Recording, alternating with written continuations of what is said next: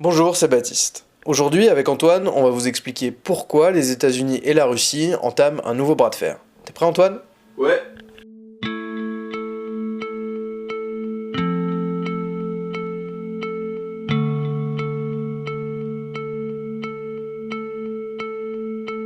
Assiste-t-on aux prémices d'une nouvelle guerre froide? On pourrait se poser la question. Depuis une dizaine de jours, les relations entre Russes et Américains sont un peu plus tendues. Les raisons de la discorde, la nouvelle politique nucléaire américaine. Le 2 février dernier, les États-Unis ont officiellement annoncé vouloir se doter d'armes nucléaires de faible puissance. Côté russe, cette annonce laisse un goût amer. Selon Moscou, cette nouvelle politique représente une remise en question du droit de la Russie à la légitime défense en cas de conflit nucléaire. Greg Weaver, responsable des capacités stratégiques à l'état-major américain, est à l'origine de ce rapport officiel. Il explique que les capacités nucléaires américaines actuelles et la stratégie du pays ne suffisent plus à dissuader la Russie d'utiliser l'arme nucléaire en cas de conflit d'envergure avec l'OTAN. Pour justifier ce choix, les États-Unis ont expliqué réagir à la campagne de réarmement nucléaire lancée par la Russie fin 2016. À cette époque, Vladimir Poutine avait annoncé vouloir renforcer et moderniser l'armement nucléaire russe. Une décision qui fait suite à l'augmentation des forces de l'OTAN à proximité des frontières russes. Rappelons que la Russie a déclaré officiellement ne vouloir utiliser l'armement nucléaire qu'en cas de menace directe sur son État.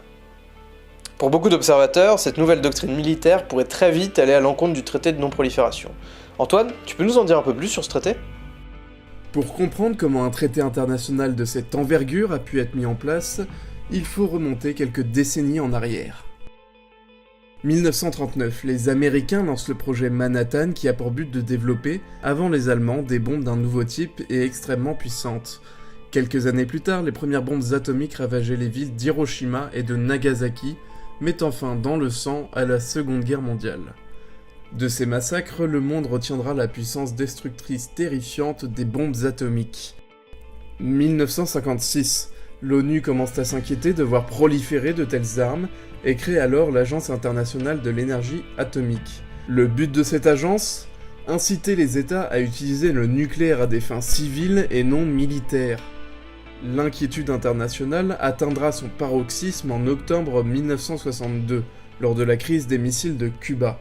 L'URSS, accusée de pointer ses missiles nucléaires positionnés à Cuba vers les États-Unis, finit par trouver un accord avec la Maison-Blanche après 12 jours d'extrême tension. 1968, le traité de non-prolifération des armes nucléaires est conclu.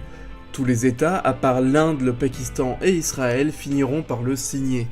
Celui-ci stipule qu'il est strictement interdit d'assembler des armes nucléaires, ce qui ne signifie pas pour autant qu'il est interdit d'en posséder, comme l'ont bien compris les États-Unis et la Russie. À toi Baptiste, je te laisse finir. Rappelons que la Russie possédait en 2016 8500 ogives nucléaires contre 7700 pour les États-Unis, soit 93% de l'arsenal nucléaire mondial.